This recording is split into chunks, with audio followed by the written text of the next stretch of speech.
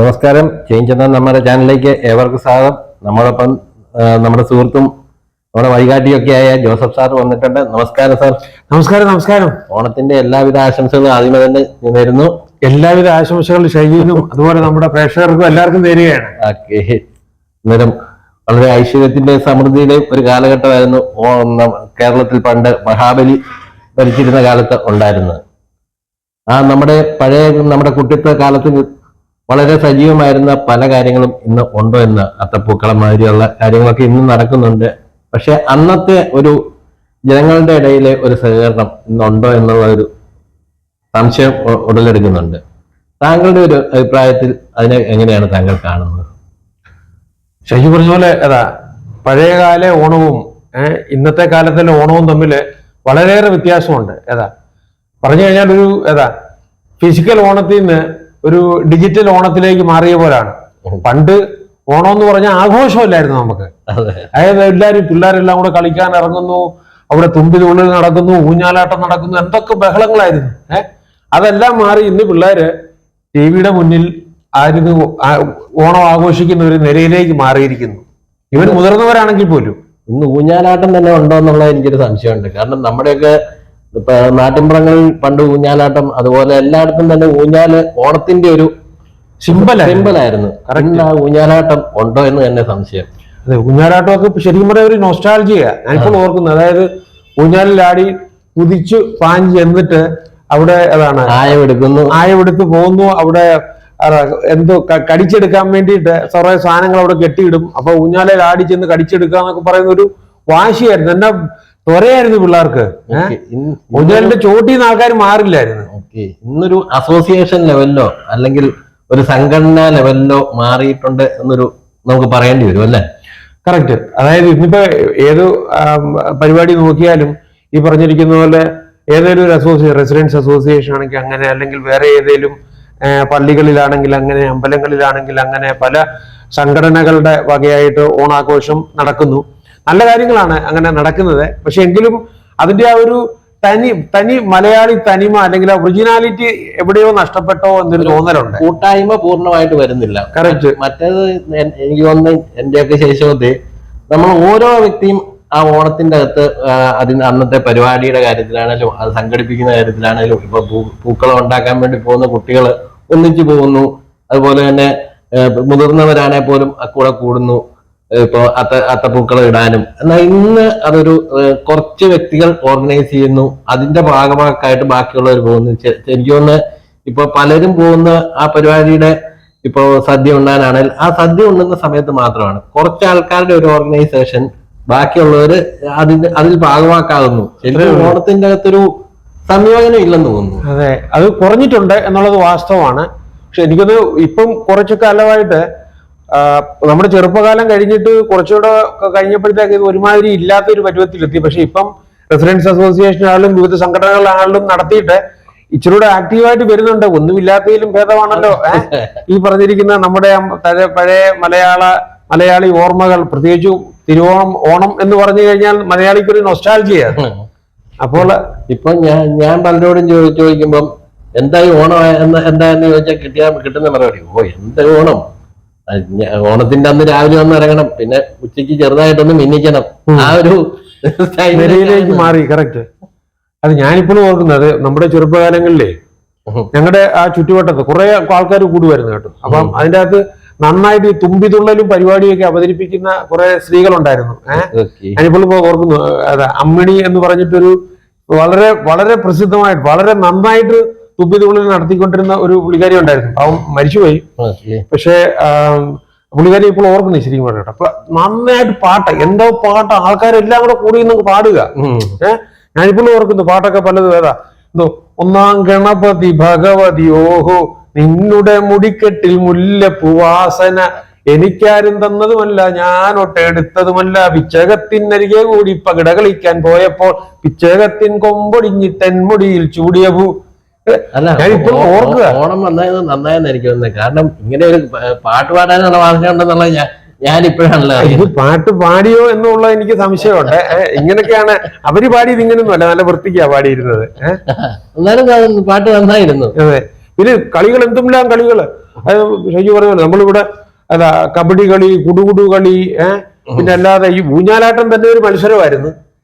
അതുപോലെ എന്തെല്ലാം ടൈപ്പ് കളികളുണ്ടായിരുന്നു. ഇപ്പൊ ഈ ടൗൺഷിപ്പിൽ മാത്രമാണ് ഈ അസോസിയേഷൻ ലെവലിലേക്ക്, നാട്ടിൻപുറങ്ങളിലേക്കും ഇപ്പം ഈ ടൗണില് ഒരു കൾച്ചർ വന്നിട്ടുണ്ടോ, അതോ ഇപ്പൊ നാട്ടിൻപുറത്തിൽ പഴയ രീതിയിൽ തന്നെയാണോ പോകുന്നത്? അങ്ങനത്തെ താങ്കളുടെ ഒരു കാഴ്ചപ്പാട് എന്താണ്?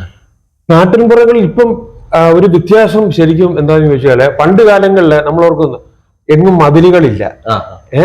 ശരിക്കും വീടുകൾ തമ്മിലോ പറമ്പുകൾ തമ്മിലോ മതിലുകളില്ല. ആ മതിലുകളില്ലാത്ത മനുഷ്യന്റെ ആ പച്ചയായ സ്നേഹം, പച്ചയായ ആ ഒത്തുചേരൽ, ആ കൂട്ടായ്മ ഇന്ന് സാധ്യമല്ല പലപ്പോഴും. ഇന്ന് നമ്മൾ എന്താണ് അതുപോലുള്ള ഒരു നമ്മുടെ പറമ്പുകളിൽ കൂടിയിരുന്ന ആ കൂട്ടായ്മ ഇന്ന് വല്ല ഗ്രൗണ്ടുകളിലേക്കോ അല്ലെങ്കിൽ ഏതേലും ഓഡിറ്റോറിയങ്ങളിലേക്കും ഒക്കെ മാറുന്ന ഒരു സ്ഥിതിവിശേഷം എന്നുള്ളത് ശരിക്കും ഒരു അണുകുടുംബം വളരെയധികം ദോഷകരമായിട്ട് ബാധിച്ചിട്ടുണ്ടെന്ന് തന്നെ പറയേണ്ടിയിരിക്കുന്നു. ആൾക്കാർ തമ്മിലുള്ള ഒരു ബന്ധവും അതാ എനിക്ക് തോന്നുന്നത് കുറഞ്ഞിട്ടുണ്ടോ ഡീപ്നെസ്. കാരണം പഴയ ഒരു ബന്ധം എന്ന് പറഞ്ഞാൽ നമ്മൾ മറ്റൊരാളുടെ വീട്ടിൽ പോകുന്നു, അവര് നമ്മുടെ വീട്ടിൽ വരുന്നു. കറക്റ്റ്. ആഴ്ചയിൽ എനിക്ക് തോന്നുന്ന ഒരു 3-4 തവണ നമ്മളെ അങ്ങോട്ടും ഇങ്ങോട്ടും പോകുന്ന ഒരു സാഹചര്യം ഉണ്ട്. ഈ പൂ പറിക്കാനാണെങ്കിലും എന്താ അയൽലോകത്തുള്ളവരുടെ വീട്ടിൽ പോയി അവര് വളർത്തിയിരിക്കുന്ന ചെടിയിലെ പൂകളാ പറിക്കുന്നത്. അവർക്കും സന്തോഷം. ഇന്നൊന്ന് ആലോചിച്ച് നോക്ക്. അങ്ങനത്തെ ഒരു അവസ്ഥ ഉണ്ടാകുമോ എന്ന്, അല്ലെങ്കിൽ ഉണ്ടോ എന്നുള്ള കാര്യത്തിൽ എനിക്ക് സംശയമുണ്ട്. പക്ഷെ എങ്കിലും ഓണാകും വരുമ്പോഴത്തേക്ക് നമുക്ക് മലയാളികളെല്ലാം അതിന്റെ ഒരു ഉത്സവ മൂടുണ്ട്. അപ്പം അതിൽ ആൾക്കാർ സഹകരിക്കുന്നു എന്ന് കാണുന്നു. നമ്മുടെ എവിടെയാണെങ്കിലും പല ഓർഗനൈസേഷനും ഇതുപോലെ സംഘടിപ്പിക്കുന്നുണ്ട്. അത് കാണുമ്പോൾ സന്തോഷമാണ്. നമുക്കൊരു കൂട്ടായ്മയുടെ ഒരു യോജിപ്പിലേക്ക് ഓണം അതുപോലെ തന്നെ ആഘോഷങ്ങൾ കൊണ്ടുവരാൻ വേണ്ടി നമുക്ക് ആത്മാർത്ഥമായി ശ്രമിക്കേണ്ടതുണ്ട്. നമ്മുടെ സമൂഹവും ആ ഒരു കാഴ്ചപ്പാടിൽ വന്നുകൊണ്ട് പഴയൊരു ആൾക്കാർ തമ്മിലുള്ള ഒരു ഇന്റിമസി കൂടുതലായിട്ട് വന്നുകൊണ്ട് നമുക്ക് അങ്ങനെ ഒരു ഇതിനു വേണ്ടി നമുക്ക് ശ്രമിക്കേണ്ടിയിരിക്കുന്നല്ലേ? കറക്റ്റ്. ഒരുപക്ഷെ ആൾക്കാരുടെ ആറ്റിറ്റ്യൂഡ് തന്നെ മാറിയതാകും. ഒരുപക്ഷെ ഇപ്പോൾ നമ്മുടെ കോമ്പറ്റീഷന്റെ ഒരു ഇതുമായിരിക്കാം. കോമ്പറ്റീഷന്റെ അതുപോലെ തന്നെ നമ്മൾ നോക്കിക്കഴിഞ്ഞാല് പണ്ട് നമ്മുടെ ഐതിഹ്യം തന്നെ എന്താണ്, മാവേലി എന്ന് പറഞ്ഞിരുന്ന ഒരു മഹാമന്നൻ, മനസ്കനായ ഒരു രാജാവ്. അവിടെ നമ്മൾ പറഞ്ഞെന്താ, മാവേലി നാട് വാണിടും കാലം മനുഷ്യരെല്ലാരും ഒന്നുപോലെ, ആമോദത്തോടെ വസിക്കും കാലം ആപത്തങ്ങാർക്കും ഒട്ടില്ലതാനും. അതിനെക്കാട്ടും നല്ലത് കള്ളവുമില്ല ചതിയുമില്ല എള്ളോളമില്ല പൊളിവചനം. അതേപോലത്തെ ഒരു കാലം ഇന്ന് വരുമോ? ഇപ്പൊ ഒരുപക്ഷെ ഇന്നിന്റെ നേതാക്കന്മാർ, ഇന്നത്തെ ഭരിക്കുന്നവര് ഇതുപോലെ ഒരു മഹാബലിയെ പോലെ ഭരിക്കേണ്ട അവര് ഏത് തരത്തിലാണ് ഭരിക്കുന്നതെന്ന് നമുക്ക് എല്ലാവർക്കും അറിയാം. ഒരുപക്ഷെ അങ്ങനത്തെ ഒരു ഭരണാധികാരി വന്നാൽ ചിലപ്പോൾ നമ്മുടെ നാട്ടിലെ ആൾക്കാർക്ക് ആ ഒരു ഇന്റിമസി വരും എന്ന് നമുക്ക് ചിന്തിക്കാം. എന്നാൽ പോലും എനിക്ക് തോന്നുന്നില്ല. നമ്മുടെ ഒരു സമൂഹത്തിലെ ഒരു കൾച്ചർ തന്നെ വളരെയധികം മാറിയിരിക്കുന്നു. എന്നാൽ പോലും നമ്മുടെ സമൂഹം ഒന്നായിട്ട് ഇനി മുന്നോട്ട് പോകുമ്പോൾ ഇപ്പോൾ നമ്മൾ പറഞ്ഞ റെസിഡൻസ് അസോസിയേഷൻ എങ്കിലും ഒന്നിച്ചു കൊണ്ടുപോകാൻ, റെസിഡൻസ് അസോസിയേഷൻ അല്ലെങ്കിൽ ക്ലബ്ബുകളെങ്കിലും ഒന്നിച്ചു കൊണ്ടുപോകാൻ നോക്കുന്നുണ്ട്. കുറച്ചുകൂടി കഴിയുമ്പോൾ അതുപോലും ഇല്ലാത്ത ഒരു സാഹചര്യം വരാനുള്ള സാധ്യത കാണുന്നില്ല. കറക്റ്റ്. അതിനുള്ള സാധ്യത കാണുന്നു. ഇപ്പൊ നമ്മുടെ ഇവിടുത്തെ ഇപ്പൊ നോക്കിക്കഴിഞ്ഞാൽ ആരാണ് ഒരു വൃദ്ധരായിട്ടുള്ള ആൾക്കാരെ, അല്ലെങ്കിൽ ഒരു മിഡിൽ ഏജിന് മേളിലുള്ള ഒരു 50 കഴിഞ്ഞ ആൾക്കാരെ ഉള്ളു ഇന്ന് നാട്ടിലെ. യൂത്ത് ഇല്ലെന്ന് തന്നെ ഇവിടെ ഇല്ല, യുവജനങ്ങൾ ഇവിടെ ഇല്ല. അപ്പോൾ അടുത്തൊരു 10 വർഷം, അടുത്തൊരു 15 വർഷം കഴിയുമ്പോൾ ഇതിന്റെ സ്ഥിതി എന്താകും എന്നത് ഓർക്കുമ്പം ഒരു വിഷമമുണ്ട്. ഓണം എന്ന് പറയുന്ന ഒരു പേര് മാത്രമേ കാണുള്ളൂ. യാതൊരു ആഘോഷവും ഇല്ല, തമ്മിൽ യാതൊരു കൂട്ടായ്മയില്ല. ഓരോരുത്തരും അവരവരുടെ വീടുകളിൽ കൂടുന്ന ഒരു സാഹചര്യത്തിലേക്ക് വരുമെന്ന് തോന്നുന്നു. കറക്റ്റ്. അല്ല, ഈ ഓണത്തെ കുറിച്ച് പറയുമ്പോൾ വേറൊരു കാര്യമുണ്ട്. ഇപ്പം ഷൈജു വീട്ടിലെ കാര്യം പറയാം. ശരിക്കും പറഞ്ഞു കഴിഞ്ഞാല് ഈ വെജിറ്റേറിയൻ ഫുള്ളായിട്ട് കഴിച്ചുകൊണ്ടിരുന്ന ആകപ്പാടെ ഒരു ദിവസം എന്ന് പറയുന്നത് എന്റെ ഓർമ്മയിൽ എന്നും ഓണമായിരുന്നു. ഓണത്തിന്റെ സദ്യ, ഓണസദ്യ എന്ന് പറയുമ്പോൾ ബാക്കി എല്ലാ ദിവസവും നമ്മുടെ ഈ മധ്യ തിരുവിതാംകൂറിലെ അല്ലെങ്കിൽ ഈ ചങ്ങനാശ്ശേരി ഏരിയയിലെ നോക്കിക്കഴിഞ്ഞാൽ എല്ലാവർക്കും ഇച്ചിരി മീനോ ഇറച്ചിയോ ഇല്ലെങ്കിൽ ഇച്ചിരി പാടായിട്ടാണ് കാണുന്നത്. പക്ഷെ ഓണത്തിന്റെ അന്ന് നമ്മൾ സ്ട്രിക്റ്റ് ആയിട്ട് വെജിറ്റേറിയൻ കഴിച്ചുകൊണ്ടിരുന്ന ഒരു ഓർമ്മ ഞാൻ ഇപ്പൊ ഓർക്കുകയാണ്. ഇപ്പൊ അതിപ്പോലും മാറ്റം വന്നു തോന്നുന്നു. കാരണം സദ്യയുടെ അരിയിൽ ഒരു ഇച്ചിരി മീനും ഇച്ചിരി ഇറച്ചിയൊക്കെ ഇരുന്നോട്ടെ എന്ന് ആൾക്കാര് കറക്റ്റ് അതെ അങ്ങനെ മാറുന്നുണ്ട്. പക്ഷെ എങ്കിലും നമ്മുടെ പഴയ ഓർമ്മയിൽ നിന്ന് ചെയ്ഞ്ഞെടുത്താലേ ഉള്ള ഒരു നല്ല ഓർമ്മ ഇതാണ്. പഴയ ഒരു കൂട്ടായ്മയിലേക്ക് വന്നില്ലെങ്കിൽ പോലും ഇന്നത്തെ റെസിഡൻസ് അസോസിയേഷനൊക്കെ ഒന്നിച്ചു കൊണ്ടുപോകുന്ന മാതിരി ഒരു ഒന്നിച്ചുള്ള ഒരു കൂട്ടായ്മയിലേക്ക് മുന്നോട്ടെങ്കിലും പോകട്ടെ. ഓണത്തിന്റെ സന്തോഷം പലഹാരങ്ങളുടെ രുചിയോട് കൂടി ഇരട്ടിയാവട്ടെ.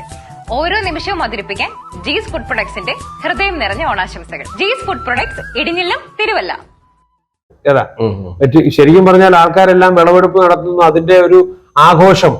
അപ്പോൾ പണ്ടുകാലത്തുള്ള പോലത്തെ ഒരു കർഷക വൃത്തി ഇന്നുണ്ടോ എന്നുള്ളതും ഒരു സംശയമുണ്ട്. ഒരു പക്ഷെ അതൊക്കെ ഇതിന്റെ ഭാഗമായിരിക്കും, കാരണമായിരിക്കാം. കാർഷിക വൃത്തി ഏർപ്പെട്ടവരുടെ ഒരു ആഘോഷം കൂടിയായിരുന്നു. അപ്പോൾ ഏതാ നമുക്ക് പ്രത്യാശിക്കാം ഇനിയും ഏതാ ഈ ഓണം എന്ന് പറയുന്നത് വളരെ ആഘോഷമായിട്ട് പഴയ ആ നന്മകളെല്ലാം ഉൾക്കൊണ്ടുകൊണ്ട് ആൾക്കാര് ഏതാ വീണ്ടും ഓണാഘോഷം വരും എന്നുള്ള ഒരു ഇതിലേക്ക് നമുക്ക് പ്രത്യാശിക്കാം. അതിനുള്ള ഒരു അവസരമാകട്ടെ ഓണം എന്ന് നമുക്ക് എല്ലാ നമ്മുടെ പ്രേക്ഷകരോടും ആശംസിക്കാം. നന്ദി, നമസ്കാരം.